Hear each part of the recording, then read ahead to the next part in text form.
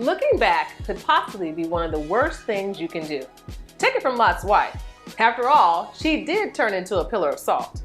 But the man I want to tell you about today didn't turn into a pillar of salt because he looked back. He turned into a statue of bronze.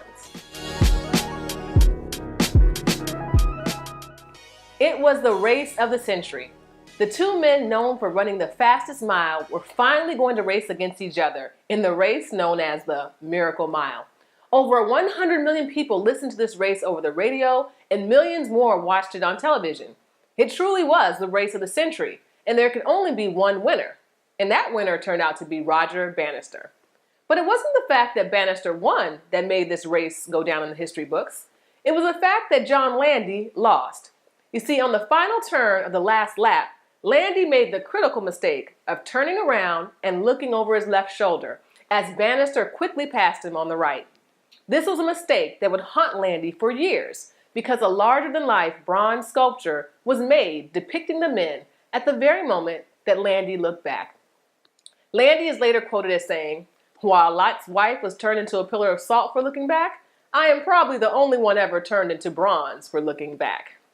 Now, I share this story with you today because that critical mistake cost him the race. And if you are making that same mistake, it very well could be costing you your race. I don't know your goals, and I don't know what specific race you are currently running, but I do know that looking back will definitely cause you to lose some races you're destined to win.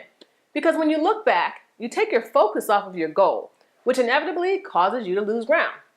Now, maybe you're getting caught up looking back at all the times you tried before and it didn't work out for you. You're losing ground.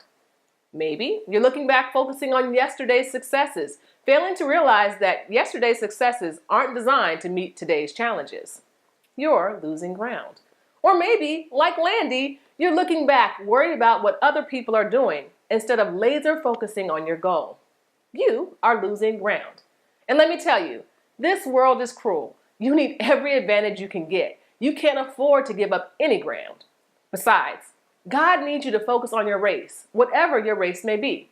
Because He has equipped and empowered you to achieve great things, He expects you not to only stay focused on the goal, but to win.